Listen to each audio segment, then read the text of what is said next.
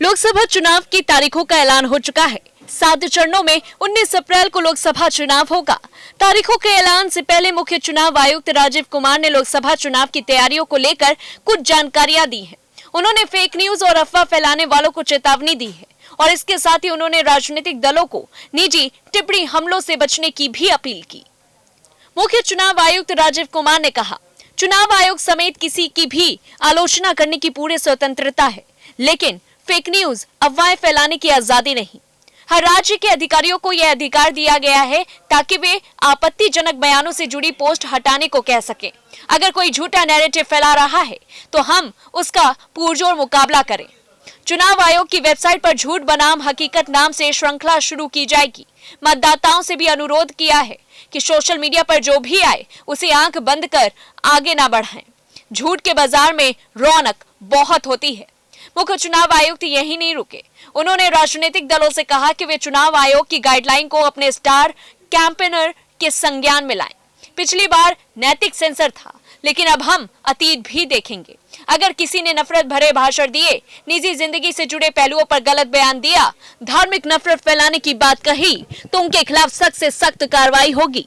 प्रचार अभियान के दौरान लक्ष्मण रेखा को पार ना करें। नफरत भरे भाषणों पर भी इस पर सख्ती होगी।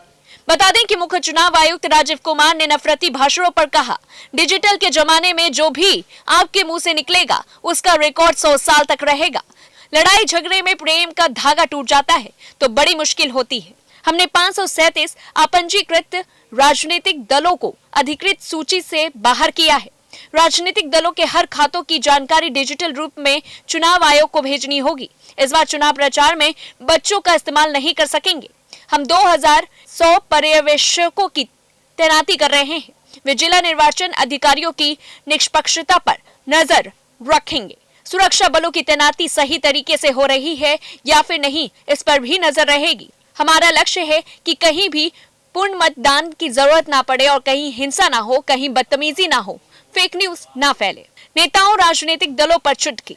मुख्य चुनाव आयुक्त ने राजनीतिक दलों की निजी टिप्पणी हमलों से बचने की अपील की और उन्होंने कहा कि राजनीतिक दलों को हमेशा निजी टिप्पणी हमलों से बचना चाहिए। हम उनसे कहना चाहेंगे कि दुश्मनी जमकर करें, लेकिन यहाँ गुंजाइश रहे कि जब कभी दोस्ती हो जाए तो शर्मिंदा ना हो। आजकल जल्दी जल्दी दोस्त बनने और जल्दी जल्दी दुश्मन बनने की प्रक्रिया ज्यादा चल रही है। वहीं प्रेस कॉन्फ्रेंस के दौरान मुख्य चुनाव आयुक्त राजीव कुमार ने बताया कि इस बार 57 करोड़ मतदान करेंगे, जिनमें से 49.7 करोड़ पुरुष और 47 करोड़ महिलाएं हैं। वहीं चुनाव में 55 लाख ईवीएम का इस्तेमाल होगा और 10.5 लाख मतदान केंद्रों में चुनाव आयोजित किया गया है। इस पूरी खबर को लेकर के आपकी क्या कुछ राय है, हमें कमेंट बॉक्स में जरूर बताएं और ऐसी तमाम बड़ी खबरों से जुड़े रहने के लिए देखते रहिए न्यूज़ पर इंडिया।